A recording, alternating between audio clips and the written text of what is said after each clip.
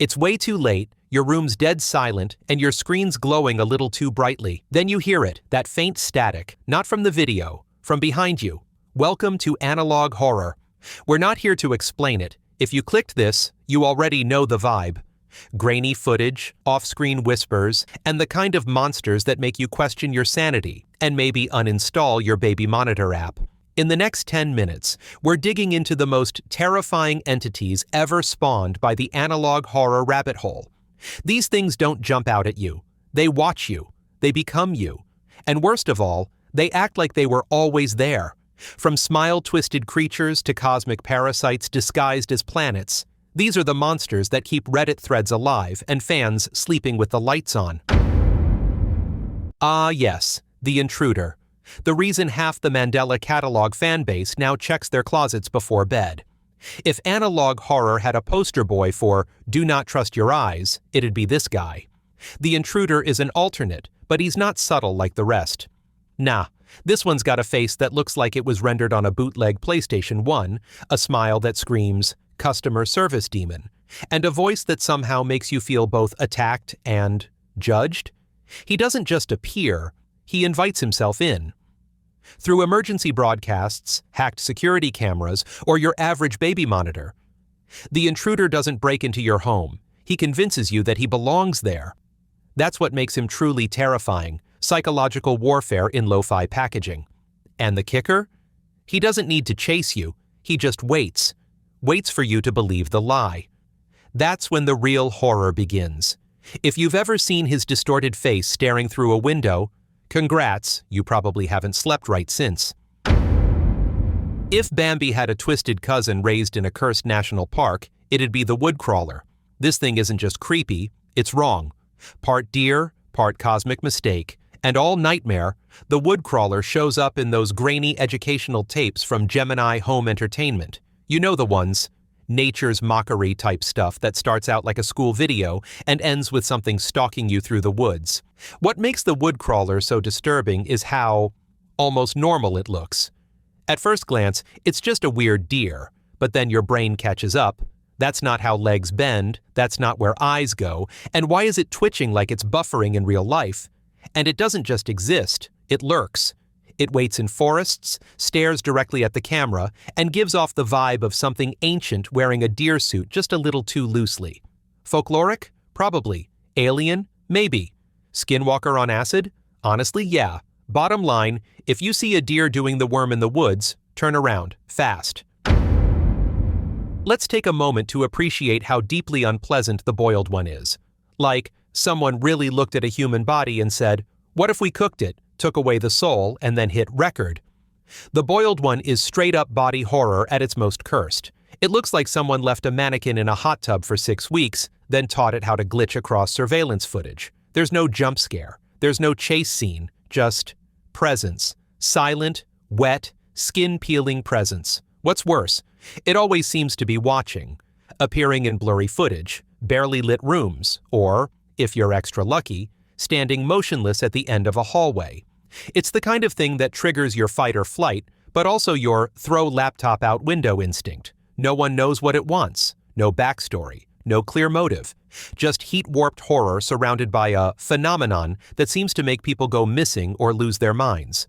Honestly, it's less like a monster and more like a virus with a human-shaped carrier. And it boils you. Mentally, emotionally, maybe even literally. You know what's scarier than a murderous robot bunny? A friendly one who smiles while doing it.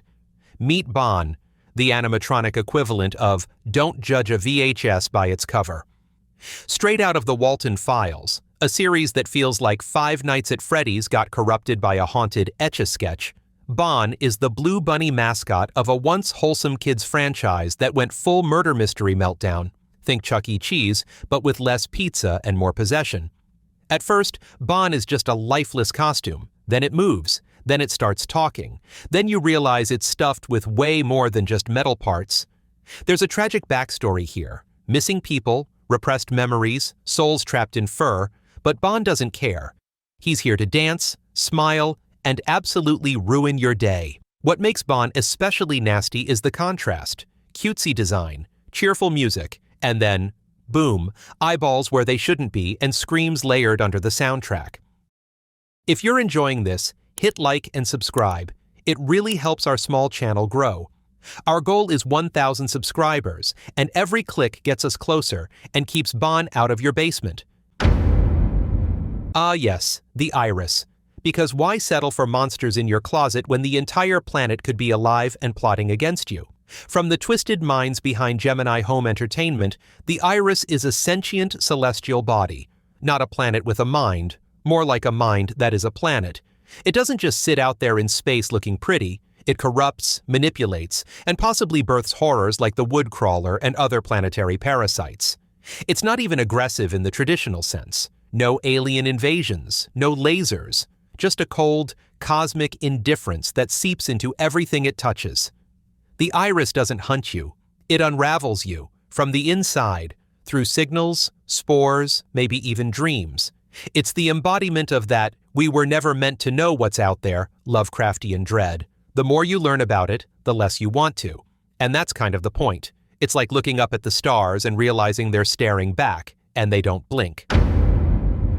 If you've ever thought, hey, maybe smiling too much can be terrifying, then the Smiling Man is here to absolutely ruin your day. Hailing from the Smile tapes, this dude isn't just creepy, he's unnaturally euphoric. Like someone took the Joker, mixed in some expired bath salts, and set him loose in a 1980s anti-drug PSA. The backstory? A drug called Smile starts circulating, promising instant bliss, and it works, until users stop blinking, start grinning, and forget what being human means. The Smiling Man is what's left after the high never ends. He's locked in permanent joy, like a wax figure possessed by serotonin demons. His face is stretched into a grin too wide, his eyes too empty, and his movements jittery, glitchy, and wrong. He doesn't need to chase you. He just exists. And when you see him, all you can do is pray the smile isn't contagious. It's horror disguised as happiness, and that's what makes it hit different. He's the kind of monster that doesn't want to kill you. He wants to make you join him. Some monsters creep, some crawl. The Locust? It descends, like divine judgment in the form of crunchy wings and existential dread. This one pops up across various analog horror series, sometimes as a swarm, other times as a towering humanoid nightmare with insectoid vibes. Either way, it's rarely alone, and it's never good news. The Locust isn't just a creature, it's a symbol. Famine, punishment, the end of things. Sometimes it looks like a plague straight out of Exodus. Other times it's a figure shrouded in robes, buzzing with unnatural energy, standing in places it shouldn't be, like broadcast footage or a kid's nature documentary. You get the sense it's not just here to kill, but to cleanse, to reset, like the apocalypse pressed "new game." It doesn't speak, it doesn't chase, it just arrives, and things start falling apart. Reality, people, signal strength, all corrupted. Seeing the Locust means something big is coming, and spoiler, it's probably not salvation. So, feel paranoid yet? Analog horror monsters aren't just scary, they're personal. They don't scream, they whisper. They don't chase you, they become you. Whether it's a smiling husk, a cosmic parasite, or a bunny with blood on his fur, these creatures burrow under your skin because they feel real. Like found footage of your worst dreams, and that's the thrill. That what if that lingers after the screen goes dark. So which monster messed you up the most? Drop it in the comments, and hey, like and subscribe while you still can.